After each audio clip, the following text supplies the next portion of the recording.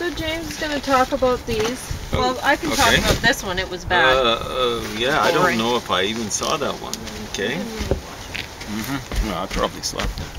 Okay. Eaten by Lions and the Making of the Dark Side of the Moon. Yeah, I saw. I think parts of the Dark Side of the Moon. And your twice. juice is just red cabbage or whatever, purple cabbage, and the a bunch of parsley. And some turmeric too. Yeah. Okay. Well, it'll be great. That's gonna fall. Once it's over. And I think it's best now that we've advertised these, maybe to put them someplace safe. I don't want them to fall get over. wet. Yeah. So it's dry over here. I'll put them on my lap. Oh, there we go. See, that's good because we got to respect these. Yes. Okay, so I'll just hold them up quickly in Yep. a little bit of water. So let's start off with this. Oh, I remember this one now. Oh, and in your bread this morning that I made, I put that quinoa burger mix that we got from the food bank. Okay. And it worked out pretty well. I put that in with Okay. some flour and stuff. So. For the bread. Yeah. No, okay, it looks a bit And they're different. just kale chili nuggets. So we've and used up roasted that beets awesome and bread that you made with the nuts in it. Well, this has some pecans in it too. No, but we've used up that other stuff too. Well, there's like one piece left. I Oh, had to make you a new leftover. I ate too much of it, or No. you were eating some of it too. No, I didn't have any. Okay. Anyway, it was very, very good. But this morning I did have, I made a double batch of that Okay, so good. that I could divide it in half before it baked itself up. And then I made hot dog buns with the other half. That's hilarious. This morning I I had hot dog bun made with that. We won't have real hot dogs with that. No, No. I make my hot dogs with carrot pulp and chana flour, so chickpea flour. Real hot dogs are with the disgusting. spices. I discovered that Works when out I was really well. about 8 years old. I ate, I think it was 9 of them in one sitting. Oh my gosh, Yeah, that's it was a awful. lot. Yeah, and cured How me did you hot do dogs. And I was young. I was no more than 8 years old because it was in Regina. How'd you fit those in? I don't know. I was hungry, I must have been. I was a pretty active kid. I'm not making it up. I was in trouble, I behaved, but I was active. I liked, running. Well, kind of like running around and so on and so forth. Yeah, I remember this one now, and it just didn't seem to kind of work. But, well, it worked on that level. The dogs were cute, though. Yes, they were. We liked watching the dogs. The dogs were when they around. went on a walk in the country, and you could see the dogs bouncing way off in the distance. Yeah, they were running and bounding and leaping and having lots of fun. Right? I don't think they had to pay those dogs extra, for that great movie. This one, I was really tired when it was on. I went through it 1.5 times, and I wish I'd stayed away. You see this guy here? He's funny. I don't know if you've ever seen him before. Yeah, I don't think I have. Oh, you have? Yeah. He's a funny guy, right? The guy, this guy here? No, this guy. Oh, I haven't seen him. Yeah. This guy was playing the heavy. I've seen this guy, and I like his acting. Well, he was playing the heavy in this one, and he did a good job. This guy's playing it's just fun. So they had some funny stuff in there. I wish I'd stayed away for it, Well, you can put it on again today. This guy, and then talk about it tomorrow if you want. I couldn't tell you what the story is. James's chemo just knocks him out. A lot of the time he falls asleep during it. Yeah, and it might be a great movie or stuff like that. And just after I eat particularly, just fall asleep. So the whole thing is, I always tell myself if I'm driving, don't eat before driving. It's how they say don't drink and drive. I don't eat and drive. It's just as important for me. I don't drink, incidentally. Anyway, the Making of the Dark Side of the Moon. Yeah, it's a pretty good sort of thing. They go through the cuts. I'm not, it's a classic album, but there's the usual hyperbole, like it's the greatest ever. Like this is the most iconic album cover of all time. I'm going, well, Sgt. Pepper's is more iconic. When I heard that, it was actually, my dad was a big Pink Floyd fan. Yeah. And he had Amagama, so did I. He had all sorts of things. But he didn't have, or he probably had it, but he didn't play it, The Dark Side of the Moon. No. He didn't like it. And he didn't like Pink Floyd after that point. No, I don't And- think your dad liked lyrics that No. much, right? But so the first time I actually heard Pink Floyd, Dark Side of the Moon, was when I was over at I think he was an art curator or something of the public art gallery in Edmonton. So I was over with friends, you know, and they were friends of his, and so we were visiting his house and him and his wife, and anyway, so he put that album on, and I was like, what is this? You know, it's good. And so you would have been about he was shocked 15 that maybe at that point. well, whatever, yeah, I don't know. 1990. Maybe, or a little older maybe, sometime in there. Yeah. So anyway,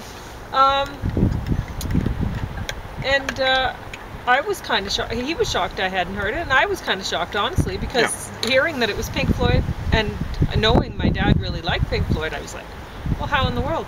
So if I'd heard it, I hadn't heard much of it, not enough to make me pay attention until that moment. And so anyway, but now, you know, I like it, listening to it, and I can understand why my dad didn't at the same time, you know, because they kind of changed at that point. Well, there's no doubt about Yeah. it. That's when Roger Waters, the bassist and lyricist, took over. Or started taking over. So lyrics became more and more important. So, and that was a maybe 7-year or 6-year process. And you've heard stuff off the wall. Yeah. There's very little instrumental music in it. Right? Oh, I can't stand that album. I can't stand it at all. And I can't know stand everyone Roger loves Waters, it, but no, I like the earlier stuff more than this, and I, you know, like my dad, and it could be just that I'm, you know, that's what I was raised on, or it could be that I am half of his genes, and so I appreciate, who knows what it is, right? But I certainly like Grantchester Meadows more than anything else. I like Set the Controls for the Heart of the Sun. What do you call it? The Furry Animals in Cave with the Pict. That's good. Yeah. Lots of stuff, you know, but not this as much, right? I can appreciate some of the sounds that they were putting together. Like when I hear the cash register sound, it sounds like drums money. with a cymbal, as well as being money, right? And so it's like it's in that. I don't know. It's artful that they use that as a. So I can appreciate that, but it's just not as good as. Yeah. So I prefer this one to the earlier stuff. I by bet far. you would. That's the way it is. You know, lyrics and mixing them with music are really important to me. I got a degree in English, specialized in creative writing, and specialized in actually writing real poetry, and not so-called free verse, which is an oxymoron, contradiction in terms. But yeah, so this is a classic album. I guess I respect it more than I appreciate it. In other words, for me there's too much of the atmospherics. You know? Really? Yeah, exactly right. Huh. Yeah. You know, like to me, the higher form is when people can mix music with lyrics, and if they can mix it with. They generally don't do it well. I mean, there's music theater and all that sort of stuff. And opera doesn't do it that well. But if they can mix it with a dramatic performance on stage or something like that, that's even higher. Well, I don't know. Like, I can appreciate Brian Eno's work with Roxy Music. I love listening to that with you in the car and stuff like that. He didn't work with them very long, but yeah. But still, my favorite Brian Eno is Music for Airports. Yeah, it's more like atmospheric. So, you know, there's room in this world for different tastes, you know, or there should be. What a lot of people look for in the arts are pure arts, right? They want abstract art and they want absolute music.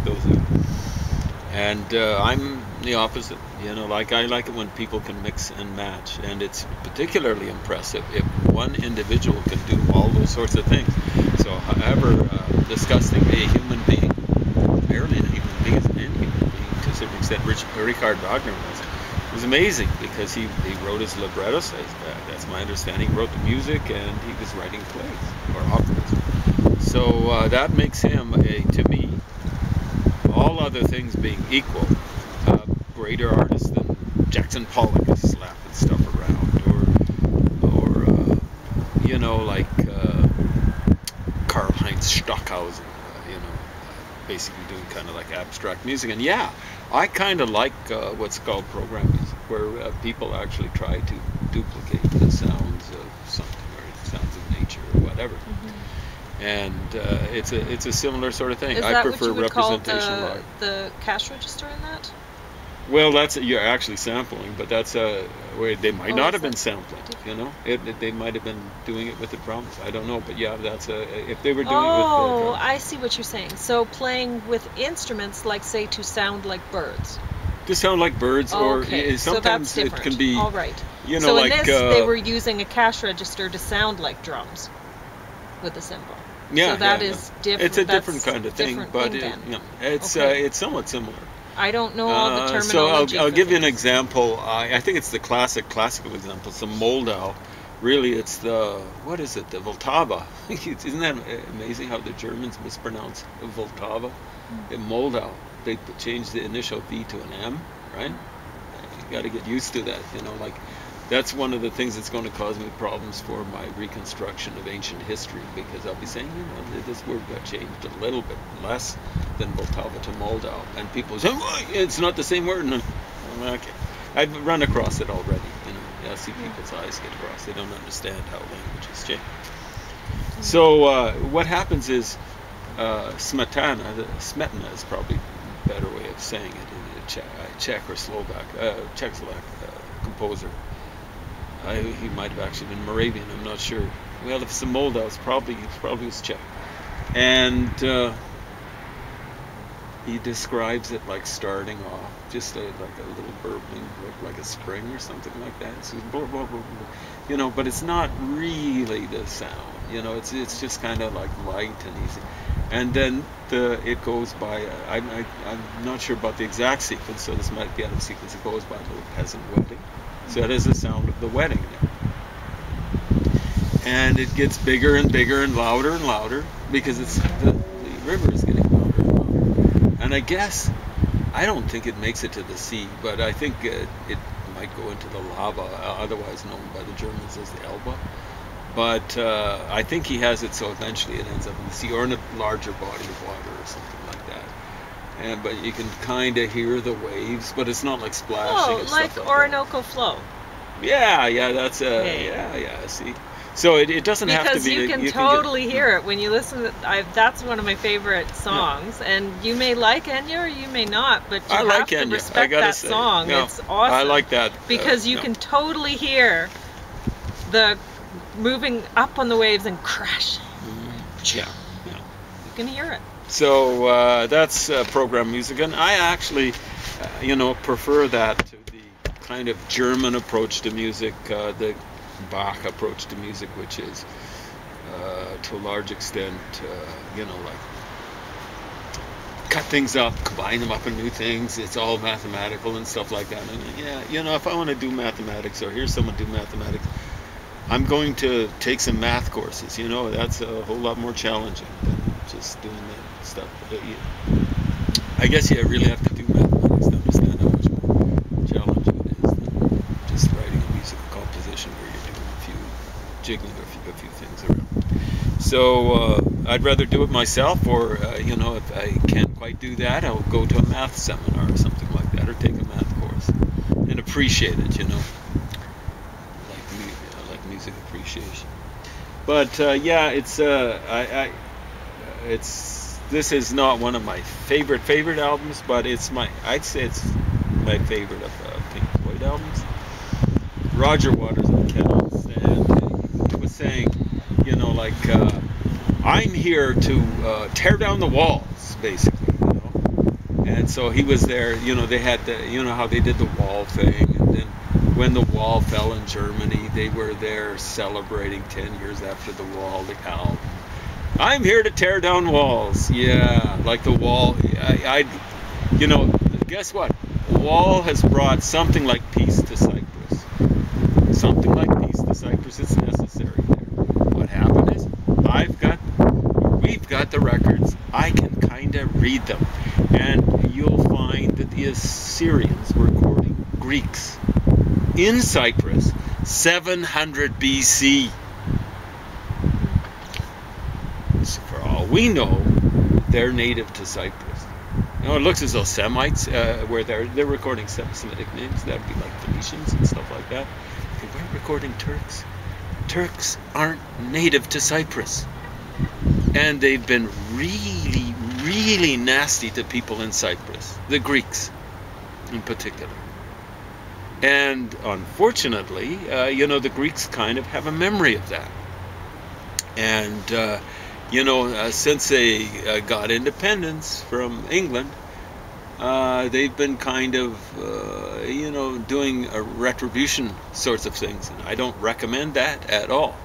So, but by the same token, there's that history there. And the best thing to do is just put a wall between people when there's this horrible history, and it just keeps them apart. Where else would that apply? Oh yeah, well, Roger Waters has had things to say about the walls in so-called Palestine. It's really Israel, because that's the historic name for this place. And you know, that goes back again to well, it goes back to Merimtau's 5th year. That's his stele. There's lots of people going around denying things. For example, there's a dude, I think he's Swedish. What's his name? Thompson, who's going around. See, he was saying there was no historical entity like that. No historical entity is Israel. And then someone found nothing like the House of David. And then someone in the northern part of Israel, I think it might have been Tel Dan, dug something out of the ground and said, the House of David. That means the dynasty of David. And Thompson had the effrontery to say that was a forgery, that the people who dug it out of the ground were corrupt and made it up. Shame on you, Thompson. I hope you're watching, bozo. So it's because, you see, the Swedes, I'm afraid, they're Lutherans, and the Lutherans are, you know, the Germans were anti-Semitic for a variety of different reasons, under Hitler. In particular, that's where it really burst like a boil. But one of the main reasons for the Lutherans is Luther, when he started Protestantism in 1517, one of the mistakes he made was he went to the Jews and said, you guys have been, you know, holding out for 1,500 years. Now I've got the real true Christianity. And now. Oh, I'm sure they love that. Oh, of course, they're going, you stupid.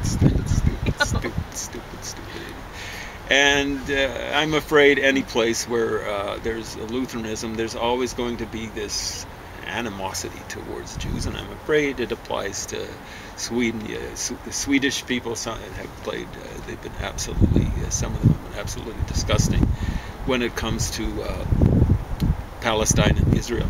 So I'll give you an example.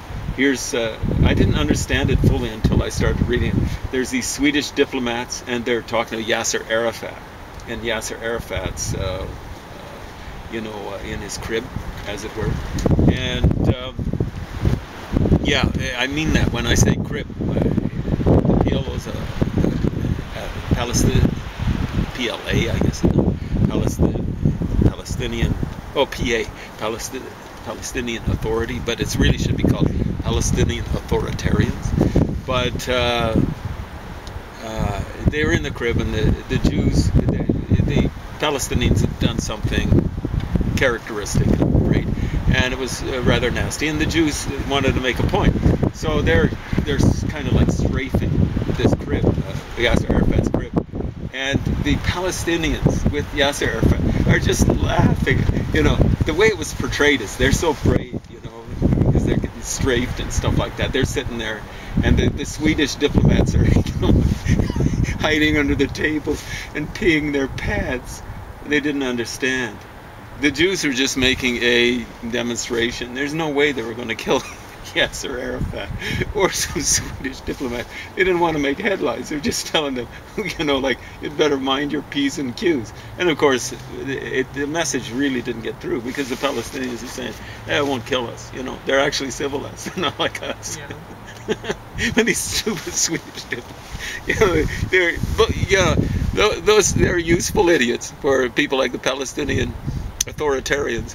And believe me, you Swedish idiots, you useful idiots out there, they have absolutely utter contempt for you. Because they know you're useless idiots. In the same way that Lennon had that's not John Lennon, the other one. And spelled differently.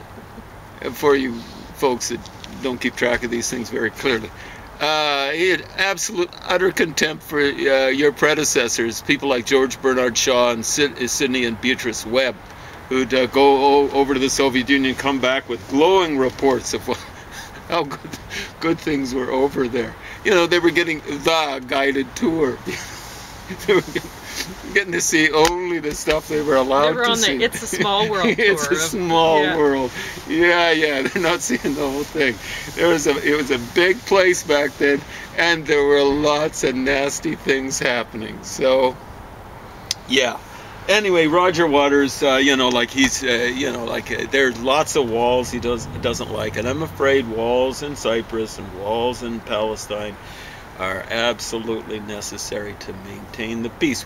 That having been said, there is an issue about where the walls are and stuff like that. You know, like I don't believe in the Jews putting settler colonies or whatever in what's theoretically Palestinian territory. It's not really their territory, but by original right. But you got to kind of accept the situation on the ground and say, okay, two-state solution. But both sides stay out of the other side. And I really mean it. You Palestinians better stay out of Israel. Speaking of, has the government given you your senior security pension yet? Hey, you guys, get on the stick. You've been holding out too long. You're going to be dead by the time they decide to qualify for it. Yeah, that's right. This guy's got cancer. Yeah, exactly. They can hardly wait that's what they're waiting for. Terminal.